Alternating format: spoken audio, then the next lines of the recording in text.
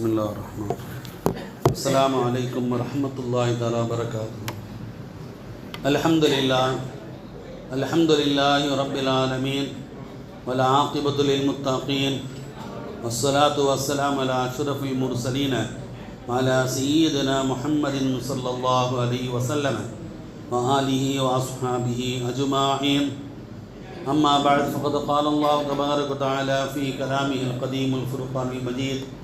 أعوذ بالله من الشيطان الرجيم بسم الله الرحمن الرحيم وأنزلنا الحديد فيه بأس شديد ومنافع للناس صدق الله العظيم. கண்ணியத்துக்கு அல்லாஹ்வுடையார்களே, அல்லாஹ்வுடைய மாபெரும் கிருபையால் 22 நோன்புகளும் 23 தராவிகளும் முடிந்திருக்கிறது. அல்ஹம்துலில்லாஹ். நோன்புகளை நோற்பதற்கும் தராவிகை தொழுவதற்கும் தௌஃபீக் வழங்கி அல்லாஹுக்கே எல்லா புகழும். அல்லாஹ் இதனை கபூல் செய்வானாக. இன்றைக்கு ஓதப்பட்ட அல் ஹதீத் என்ற அத்தியாயத்தின் 25வது வசனம். பொதுவாக ஹதீத் சொன்னால் இரும்புன்னு அர்த்தம். அல்லாஹ் இரும்பு என்ற பேரில் ஒரு சூறா இறக்கி வச்சிருக்கிறோம். வஅன்ஸல்னல் ஹதீத ஃபீஹி, நாங்கள் இரும்பை இறக்கி வைத்தோம். பஅஸுன் ஷதீதுன், கடினமான உறுதித்தன்மை கொண்டதும். மனாஃபிஉ லின்னாசி, மனிதர்களுக்கு பயன் தரக்கூடிய வகையிலும் நாங்கள் இறக்கி வைத்தோம் என்று அல்லாஹ் குறிப்பிடுகின்றான். பொதுவாகவே இரும்பு எந்த அளவுக்கு முக்கியத்துவம் என்பது படித்த நம் எல்லோருக்கும் அறிந்த செய்தி. ஒரு கட்டிடம் கட்டுவதாக இருந்தாலும் பல்வேறு விதமான எல்லாத்துக்கும் இரும்பு இல்லாமல் நடக்காது இல்லையா? ஒரு பாலம் கட்டுவதாக இருந்தாலும் அது இரும்பு ரொம்ப முக்கியம். அதே போல் இரும்பினுடைய பயன்பாடு அதிகம். இப்படி சொல்லுவாங்க, என்ன சொன்னால் பிளாக் கோல்டுன்னுவாங்க இரும்பை. ஆமாம், அந்த அளவுக்கு அது காசை குடிக்கின்ற ஒரு தன்மை படைத்தது இரும்பு. அது பூமிக்கல்ல தான் இருக்குது, பூமிக்கு அடியில் தான் இருக்குது. எப்படி தங்கம் வெள்ளி போன்று தாது பொருட்கள் இரும்பும் ஒன்று. எப்படி தங்கத்தையும் வெள்ளியும் சுரண்டி எடுக்கிறாங்களோ அது இரும்பையும் எடுக்கிறாங்க. இப்பொழுது எப்படி சொன்னால், அதாவது இரும்பில் அதிகமாக பயன் ஏற்றுமதி இறக்குமதியில் உலகத்திலே சைனா தான் முதலிடமாக இருக்குது. சீனா தான் முதலிடம். அதான் ரொம்ப இறக்குமதி செய்து ஏற்றுமதி செய்து, அதாவது நிறைய உற்பத்தி செய்கின்ற நாடு சைனா. இந்தியா 4வது இடத்துல இருக்குது. இந்தியா 4வது இடத்துல இருக்குது. இப்போது அதுவும் இந்தியாவிலே அதிகமாக இரும்பு எடுக்கிற மாநிலம் சொன்னால் ஒடிசா மாநிலம்தான். சரி, இதெல்லாம் நம்ம பொதுவான செய்தி, எல்லாம் நீங்கள் படிச்சிருப்பீங்க, எல்லாம் சரி. அல்லாஹ் இங்கே இரும்பை இறக்கி வைத்தோங்கிறான். வானத்திலிருந்து இறங்கியதற்கு தான் இறக்குறது. எப்படி மழையை இறக்குறேன் அப்படின்னா இதுதான். ஆனால் இரும்பு எங்கே கிடைக்குது? பூமியில் கிடைக்குது. இப்போ அல்லாஹ்வுடைய கூற்று பொய்யாகுமா? பூமியில் கிடக்கிறத பூமியில் இருக்குது, நீங்கள் எடுத்துங்க அப்படின்னு சொல்லலாம் அல்லாஹ். அது சொல்லாமல் நாங்கள் இறக்கி வைத்தோங்கிறான். இதற்கு விளக்கம் கூறும்போது நம்முடைய முஃபஸ்ஸிர்கள் குறிப்பிடுவாங்க, என்ன சொன்னால், மனிதனை படைப்பதற்கு முன்னால் பூமி எல்லாம் படைச்சிட்டான். பூமி எல்லா வானங்களும் படைச்சிட்டான். அப்படி படைக்கும்போது எப்படி மழையை அதாவது மழையை பொழிய வைத்தானோ அதே போல் இரும்பு துகள்களை வானத்திலிருந்து தான் எல்லாம் இறக்கி வச்சான். அது இறங்கி அங்கங்கே பூமிக்கு அடியில் போய் பதிஞ்சு போச்சு. இன்றைக்கி உலகத்திலேயே நாசா மிகப்பெரிய அளவுக்கு விஞ்ஞானம் சொல்லுது இல்லையா? விஞ்ஞானிகளை உற்பத்தியும் ஆய்வு செய்து நாசா தான். சமீபத்தில் கூட சுனிதாவில் பெரிய பரபரப்பாக இருந்துச்சு, நமக்கு தெரியும். அப்போ ஆய்வில் நாசா முதலிடம். அந்த நாசா சொல்லுது என்ன சொன்னால், நிச்சயமாக இரும்பு பூமியில் உருவாகிறதுக்கு சாத்தியமே இல்லைன்னு சொல்லிச்சு. பூமியிலேருந்து உருவாகிறதுக்கு சாத்தியமே இல்லை. அது அப்போது வானத்துன்னு தான் இறங்குது. இப்போ அல்லாஹுடைய படைப்புக்கு அல்லாஹுடைய சொன்னதுக்கு கூற்று உண்மை. வானத்திலிருந்து இறங்கி கொண்டு இருந்ததை எப்போ அல்லாஹ் மனிதனை படைத்தானோ, படைத்த பிறகு இரும்பு விழுந்துச்சுன்னா ஆபத்தாக போயிடும். இரும்பு மழையாக போயிடுச்சுன்னா அது வம்பா போயிடும். கல்மழையே தாங்கலை இல்லையா? கல்மழையே ஒரு மிகப்பெரிய ஐஸ் கட்டியே தூக்கி போட்டாங்க, நமக்கு தாங்க முடியாது. லூத் அலைஹிஸ்ஸலாமுடைய சமுதாயத்தை அல்லாஹ் பிரட்டி போட்டு அதுக்கு மேலே கல்மழையாக பொழிய வச்சான், எவனை தப்பிக்கூடாதுன்னு சொல்லி. அப்போ கல்லே நம்ம தாங்க முடியாது, அப்போ இரும்பு எப்படி தாங்க முடியும்? அதனால் அல்லாஹ் நினச்சா நிப்பாட்டிட்டான், எல்லாம் பஞ்சு போச்சு. நிப்பாட்டிட்டு மனிதனுக்கு மேலே, அதாவது வானத்துக்கு கீழே ஓசோன் என்ற பாதுகாப்பு முகடுகளை அல்லாஹ் உருவாக்கி வச்சுட்டான். நம்ம கேள்விப்பட்டிருப்போம், ஓசனில் ஓட்டை விழுந்துருச்சு, ஓசனில் ஓட்டை விழுந்துருச்சுன்னு சொல்லிட்டு இருப்போம் இல்லையா. இந்த ஓசோன் என்றது பாதுகாப்பு முகடுகள். எப்படி நம்ம வீட்டினுடைய முகடு இருக்கோ அதில் ஓசோன் வந்து பாதுகாப்பாக இருக்குது. அது நமக்கு ஆபத்து இல்லாமல் பாதுகாக்குது. ஆனால் அங்கங்கே நம்ம பார்க்குறோம் எரி நட்சத்திரம் இப்படி விழுந்ததா சொல்கிறோம். சுருக்கமாக சொல்வதாக இருந்தால் அல்லாஹ் சொன்னது சத்தியம். வானத்தில்தான் இரும்பு இறங்கியது, பூமியில் போய் பதிஞ்சு இருக்கு, நம்ம அதை எடுத்துக்கொண்டு இருக்கிறோம். கண்டித்து வல்லாஹ் முடியாது. அது பிறகு இரும்புடைய வலிமை பற்றி சல்லாசம் ஒரு ஹதீஸில் சொல்லும்போது சொன்னாங்க, ஒரு சமயம் அல்லாஹ் பூமியை படைக்கும்போது அது அசைந்தது, உருண்டையாக இருக்கு இல்லையா. ஒரு சமயம் ஒரு மிகப்பெரிய பேச்சாளர் அவர் பேசியிருக்கும்போது ஒரு சம்பவத்தை சொன்னார். வாத்தியார் ஸ்கூலில் பூமி உருண்டைன்னு சொன்னார். மானம் அப்படியே கேட்டுட்டு போய் வீட்டில் போய் தகப்பன்கிட்ட சொன்னால், அப்பா இன்றைக்கி எங்களுடைய வாத்தியார் பாடம் நடத்தினார், பூமி உருண்டை சொன்னார். விட்டால் ஒரு அப்பங்காரன், வாத்தியாருக்கு அறிவே இல்லைடா, பூமி உருண்டையாக இருந்தால் எப்படி வாட முடியும், அது சதுர வடியில் தட்டையாக இருக்குன்னா.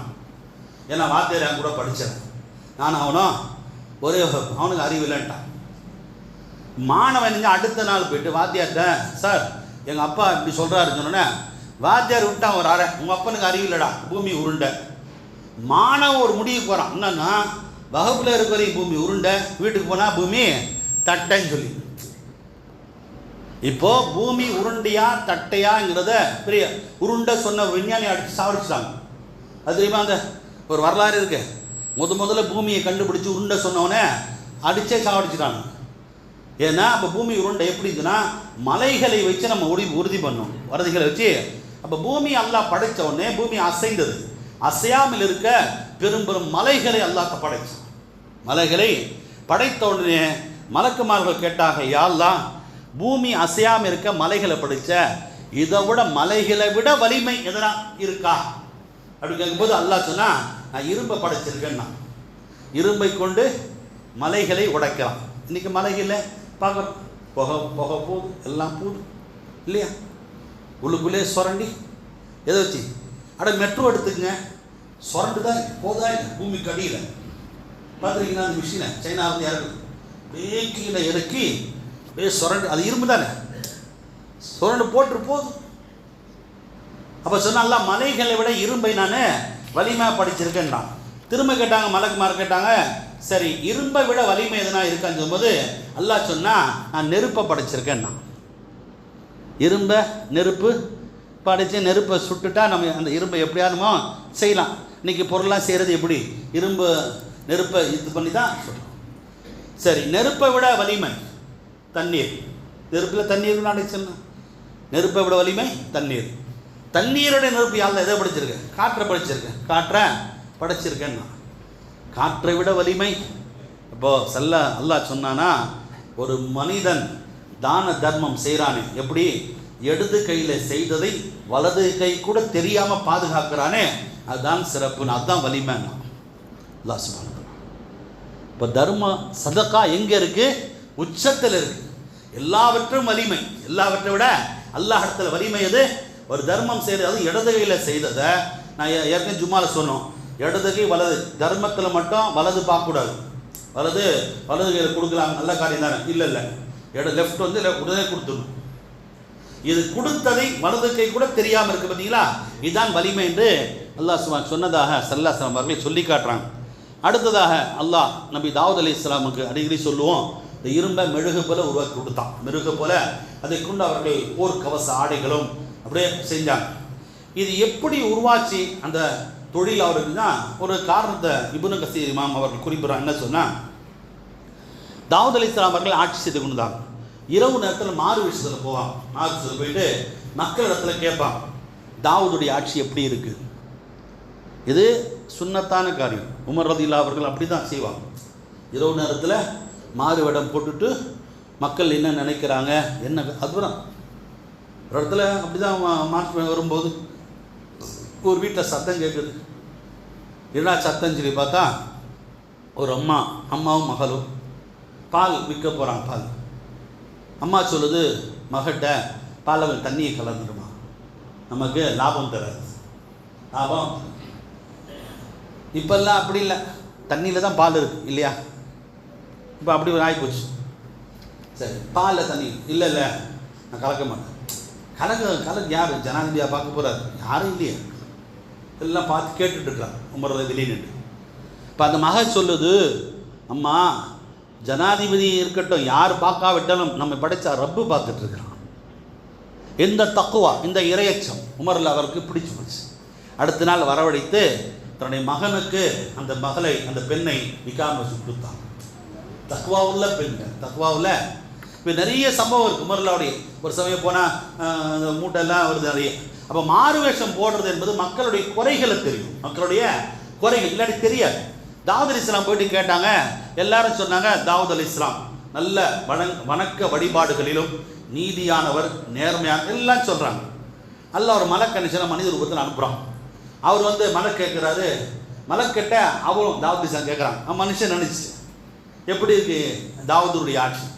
அவன் மலக்கு சொல்கிறாரு, தாவூது ஆட்சி வணக்க வழிபாடு நீதி நேர்மை சரிதான், ஆனால் அவர் குடும்ப செலவுக்கு பைத்துல் மால்லேருந்து எடுக்கிறாரு, முஸ்லீம்களுடைய பொது நிதியிலேருந்து எடுத்து செலவு பண்ணுறாரு, அது அவ்வளோ சரியில்லையே அப்படின்னு சொல்லும்போது தான் யா அல்லாஹ் உடனே அடுத்த இரவே போயிட்டு சஜிதாய் விழுந்தாக தாவூது, யா அல்லாஹ் எனக்கு இனிமேல் பைத்துல் மால் ஒரு நயா பைசா நான் எடுக்கக்கூடாது, என் குடும்பத்துக்காக என்னுடைய சொந்த தொழில் நான் உழைத்து சம்பாதித்து அதுலேருந்து என் குடும்பம் சாப்பிட வேண்டும், உண்ண வேண்டும். அதுக்கு எல்லாம் ஒரு தொழிலை கட்டுப்பிடிச்சும் போது தான் அல்லாஹ் சுப்ஹானஹு வ தஆலா சொன்னால், நீங்கள் இரும்பை பிடிச்சா போதும், அது மெழுகு போல் ஆயிடும், அதை கொண்டு போர்க்கவச ஆடைகள் தயாரித்து நீங்கள் விற்றுக்கொள்ளுங்கள் என்று அல்லாஹ் சுப்ஹானஹு வ தஆலா சொன்னான். எந்த அளவுக்கு சொன்னால், அதாவது ஒரு நாளைக்கு 1000 திர்ஹம் அளவுக்கு அவர்கள் செய்வாங்க. திர்ஹம்னா வெள்ளி நாணயம், தீனார் தான் தங்க நாணயம், திர்ஹம்னா வெள்ளி நாணயம். 1000 திர்ஹம் 1000 வெள்ளி நாணயங்கள் அளவுக்கு செய்வார்கள். அது போர்க்கவசம் செய்து அந்த இதுலேருந்து அதுலேருந்து அவங்க சாப்பிடுவாங்க. அதை கேள்விப்பட்டு சல்லாசன் சொல்லுவாங்க ஹதீஸில் என்ன சொன்னால், தன் கையால் ஓடி சாப்பிடுவது சிறந்தது. இன்ன ஹைர மா அக்லல் மர்ஹூ மின் அமலி யதி, ஒரு மனிதன் தன்னுடைய கையால் உடைத்து உண்பது என்பது மிக சிறந்தது. எப்படின்னு சொன்னால், அன்ன நபி அல்லா தாவூத, அல்லாஹின் நபி தாவூத் அலைஹிஸ்ஸலாம் அவர்கள் கான யக்குலு மின் அமலி யதிஹி, தன்னுடைய கையால் உடைத்து சாப்பிட்டார்கள் என்று ஸல்லல்லாஹு குறிப்பிட்டாங்க. ஒரு சமயம் ஒரு அன்சாரி தோழர் சஹாபி ரசூலுல்லாஹ் ரொம்ப கஷ்டத்தில் இருக்குது, ஆனால் உதவி செய்யுங்க. ஸல்லல்லாஹு சொன்னாங்க, உன்கிட்ட என்னப்பா இருக்குது? என்கிட்ட ஒன்றுமே இல்லை. என்ன சொன்னால், ஒரு முரட்டு கம்பளி ஆடையும் ஒரு பாத்திரம், ஒரு குவலை இருக்கு, ரெண்டையும் கொண்டு வாங்க. ஸல்லல்லாஹு கொண்டு ஏற விட்டாங்க சஹாபா. இது யாராவது ஏற வந்து அப்போது ஒரு சஹாபி நினைச்சாங்க, ஒரு திர்ஹம் எடுக்கிறேன்னா, இல்லை இதோட யாரும் அதிகமாக கேளுன்னா. ஸல்லல்லாஹு 2 திர்ஹம் ஒரு சஹாபி எடுத்துட்டான், 2 திர்ஹமுக்கு எடுத்துட்டான். இப்போ ஸல்லல்லாஹு சொன்னாங்க, ஒரு திர்ஹம் கொடுத்து அவர்கிட்ட அன்சாரி உன் குடும்ப செலவெல்லாம் பார்த்துக்கணும். என்னாச்சு, ஒரு திர்ஹமுக்கு போய் மார்க்கெட்டில் ஒரு கோடாலியை வாங்கிட்டு வா, கோடாலியை வாங்கிட்டு என்கிட்ட வான்னா. ஸல்லல்லாஹு போய் அந்த சஹாபி அந்த ₹1 ஒரு தீனாருக்கு ஒரு திர்ஹத்துக்கு கோடாலி வாங்கிட்டு வந்தாங்க. இந்த கோடாலி தன்னுடைய புனிதமான கைகளாலே அந்த கட்டையை செருகி ஸல்லல்லாஹு கட்டையை மாட்டும் இல்லை, சும்மா கோடை எப்படி பண்ணுங்க, இந்த கட்டையை மாட்டி கொடுத்தாங்க. காட்டில் போய் விறகு வெட்டி உடைத்து சாப்பிடுவா. 15 நாள் வேண்ட வராது, 15 நாள் பிறகு வா அப்படின்னு சொல்ல அனுப்புறாங்க. அவர் போய் என்ன செஞ்சார், அல்லாஹ்வுடைய கிருபையில் போய் உழைத்து அந்த விறகு வெட்டி சம்பாதித்து ஒரு அந்த 15 நாளுக்குள்ளே 10 திர்ஹம் சம்பாதிச்சிட்டார். ரசூலுல்லாஹ் 15 நாள் சொல்லும்போது அல்லாஹ் பரக்கத் செஞ்சாங்க. ரசூலுல்லாஹ் இனிமேல் சொல்லும்போது, யாசகம் கேட்பதை விட இது சிறந்தது, இனிமேல் நீ உனக்கு கவலை இல்லைன்னு சொல்லி ஸல்லல்லாஹு அனுப்புகிறாங்க. இந்த ஆயத்து மூலமாக இருப்பை கொண்டு நமக்கு தாவூத் அலைஹிஸ்ஸலாமுடைய படிப்பினை வச்சு தன்னுடைய உழைப்பு என்பது மிக சிறந்தது. ஒரு சமயம் ஸல்லல்லாஹு ஒரு சஹாபி பிடிச்சார் கையை, கை ரொம்ப முரட்டாக இருந்துச்சு. பின்னப்பா இப்படி முரட்டாக இருக்கு. நான் சொல்ல மகள விறகு வெட்டி விற்கிறேன், அப்படியா? அல்லாஹ் அதில் பரக்கத் செய்யணும் கையை இல்லை சிலாம். ஏன்னா ஒரு தடவை பிச்சை எடுத்துட்டா தேவையில்லாமல் எந்த செல்லக்கிறாங்க, எந்த தேவையும் இல்லை, ஒரு தேவையில்லை, தேவையில்லாமல் கேட்டுட்டான்னா ஆயுள் முழுவதும் 7 வாசலில் திறந்து விட்டுருவான். அவன் கடைசி வரைக்கும் யாசகமாக கேட்பான், பிச்சை தான் எடுப்பான். எவ்வளோ தான் எல்லாம் கொடுத்தாலும் சரி, கேட்குற புத்தி அவனை விட்டு போகவே போகாது. அல்லாஹ் அதை விட்டு காப்பாற்றி, தேவை என்று சொன்னால் அல்லாஹ் அடுத்து இருக்கணும். அல்லாஹ் நம்முடைய உடலில் ஆரோக்கியத்தும் ஆஃபியத்தையும் கொடுத்து உழைத்து உண்ணக்கூடிய தௌஃபீக்கை நம் அனைவருக்கும் அல்லாஹ் வழங்குவானாக. இன்றைக்கு 23ஆம் நாள் தராவி தொழுதை பற்றி ஸல்லல்லாஹு சொல்லும்போது, பனல்லாஹு மதீனத்துன் ஃபில் ஜன்னா, சுவர்க்கத்தில் அல்லாஹ் இந்த தொழுவர்கள்லாம் ஒரு நகரத்தையே, ஒரு கோட்டையே கட்டி கொடுக்குறாங்க. அப்படி அந்த கோட்டை நம்மளுக்கு கிடைப்பதற்கு அல்லாஹ் தௌஃபீக் செய்வானாக. வ ஆஹிரு தஅவானா அல்ஹம்துலில்லாஹி ரப்பில் ஆலமீன். அஸ்ஸலாமு அலைக்கும் வ ரஹ்மத்துல்லாஹி தஆலா.